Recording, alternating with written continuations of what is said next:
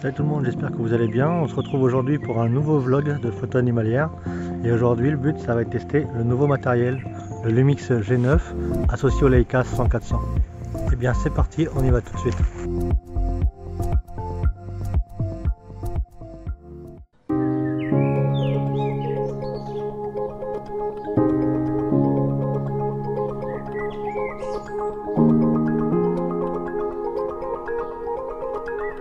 Donc pour vous parler rapidement du Lumix G9, c'est un appareil photo micro 4 tiers, ce qui veut dire qu'en longueur de focale, j'ai une équivalence de 200-800. Alors j'ai commencé avec un Nikon D7100 associé à un Tamron 150-600, mais je voyage beaucoup, que ce soit en France ou à l'étranger, et le format était beaucoup trop gros pour moi, c'était un équipement beaucoup trop encombrant. Donc le fait de passer sur un micro 4 tiers, ça m'a permis d'avoir des objectifs plus petits que je peux maintenant voyager avec. En plus de ça, ma pratique de la photo animalière est principalement basée sur la billboard et l'approche. Faisant très peu d'affûts, c'est mieux d'avoir un équipement facilement transportable.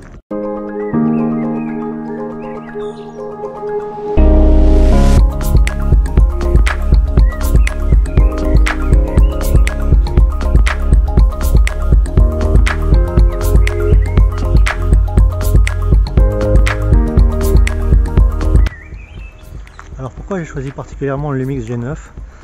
Il y a plein de raisons, mais la principale c'est que c'est et un bon appareil photo, et deux, il permet de filmer en 4K à 60 fps. Donc pour pouvoir vous fournir des belles images et faire des ralentis des animaux, c'est plutôt sympa. De plus, il y a toujours le suivi logiciel de l'appareil photo par Panasonic, ce qui permet d'avoir des mises à jour régulières. Et dernièrement, il y a eu la mise à jour sur la reconnaissance des animaux, du visage, qui marche plutôt pas mal. L'autre avantage d'avoir pris un appareil photo hybride, c'est que c'est totalement silencieux. Donc si vous ne faites pas de bruit, il n'y aura aucun bruit de déclencheur. Ça permet d'être extrêmement discret pour pas déranger la faune et pas se faire voir. Alors si vous avez la chance de tomber sur un escarpement comme ça, là, où il y a vraiment une cuvette, c'est parfait pour faire un affût. Il faut trouver un arbre, vous faites un affût naturel, vous faites attention au sens du vent, mais là vous êtes quasiment garanti d'avoir du passage. Il y a vraiment une super visibilité sur ce genre de relief.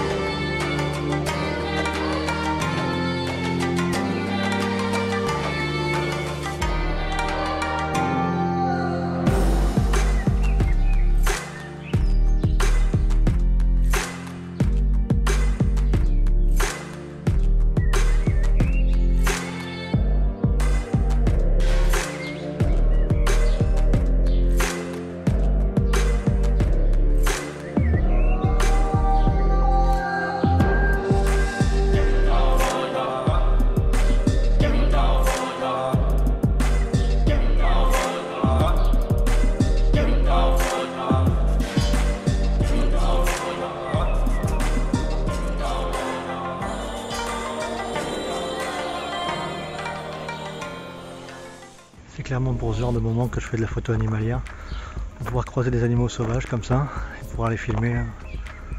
Bon là, je pense qu'il m'a vu, ou au moins il m'a senti, mais il a bien vu que j'étais là. Mais il a compris que j'étais pas une menace, alors il m'a juste contourné et puis on a profité de ce petit moment. C'était vraiment sympa quand même. Alors au niveau du camouflage, il faut bien comprendre une chose, c'est que les animaux, ils vont vous sentir avant de vous voir, ils vont vous entendre avant de vous voir. Donc vraiment au niveau du camouflage, il ne faut pas partir sur un truc de fou furieux. Ce qu'il faut, c'est casser le contraste. Casser le contraste, ça veut dire quoi? C'est que comme moi, là, il ne faut pas avoir un truc uni. Donc moi, ce que je fais quand je me pose pour trouver des animaux, je prends mon sac qui est bariolé et je le mets devant moi et je pose l'appareil photo dessus. Pareil, la position debout, c'est quelque chose qui n'est pas naturel. Il n'y a que les humains qui marchent debout en mode bipède, une belle forme de A. Donc ça c'est pareil, il faut casser notre forme. Pareil, avec un sac bariolé, ça marche très bien. Et il ne faut pas avoir peur des animaux sauvages, même s'ils s'approchent de vous. Il n'y a aucun animal sauvage qui va attaquer un être humain. Okay, il y a certaines situations où par exemple vous avez une mère sanglier et vous vous retrouvez entre la mère et le petit, mais même là ils vous attaqueront pas, ils feront semblant de vous charger et il se passera jamais rien. C'est pareil que ce soit le loup, le lynx, l'ours, Déjà, il y a des milliers de photographes animaliers qui galèrent à les trouver. Donc si vous tombez à tête avec un de ces animaux, profitez-en, faites des photos, laissez-les tranquilles et vous inquiétez pas, ils vous feront rien. Par contre, parfois vous pouvez tomber sur des animaux qui sont ultra curieux, comme un petit chevreuil ou un jeune renard. Dans ce cas-là, il ne faut absolument pas les toucher. Non pas parce qu'après ils seront abandonnés par leur mère ou un truc comme ça, mais parce qu'il ne faut pas que ces animaux soient imprégnés de l'homme. Il ne faut pas qu'ils aient confiance en l'homme et qu'ils s'approchent de nous. Et puis ils sont aussi potentiellement porteurs de maladies. Donc ne les touchez pas, laissez-les tranquilles.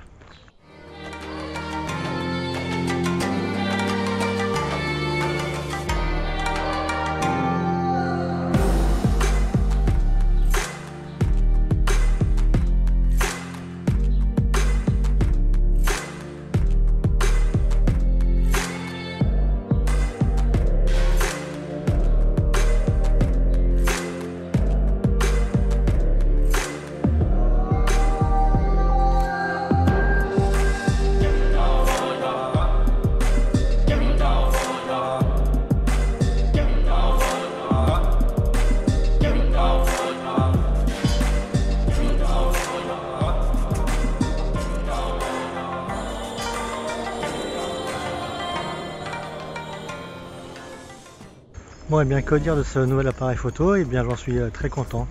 Déjà à porter, c'est beaucoup moins lourd et beaucoup moins encombrant que le gros 150-600. La focale, je perds légèrement, mais franchement c'est contrebalancé par le fait que ce soit ultra silencieux, qu'on n'entend absolument rien. Donc c'est vraiment bien. Filmer en 4K, ça permet également d'avoir un petit crop qui est sympa. Donc il ne faut vraiment pas hésiter à passer en vidéo pour essayer de bénéficier de ce crop qui permet d'avoir un zoom 2 fois plus important. Souvent le Lumix G9 est décrié pour son autofocus. Alors je ne sais pas comment c'était avant, mais maintenant c'est ultra performant et le suivi en autofocus des animaux est vraiment très intéressant.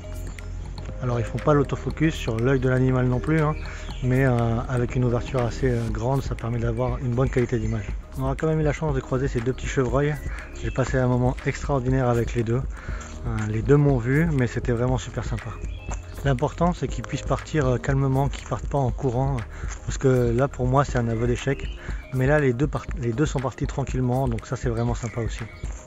Dans pas longtemps je vais mettre en ligne toute une série sur la photo animalière, donc n'hésitez pas à vous abonner pour ne pas louper cette série qui sera très intéressante, que vous soyez débutant ou confirmé. Lorsque cette vidéo sortira, il y aura également toujours le concours des 500 abonnés qui sera disponible, donc n'hésitez pas à aller y participer, il vous reste encore 15 jours, ce serait dommage de rater cette occasion.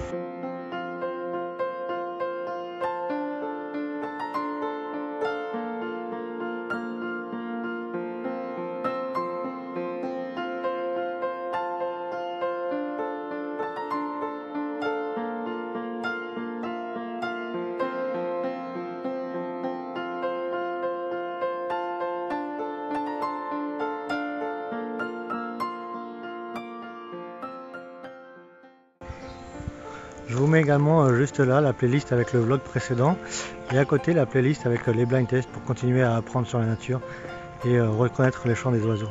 Je vous dis à très bientôt, prenez soin de vous et de la nature.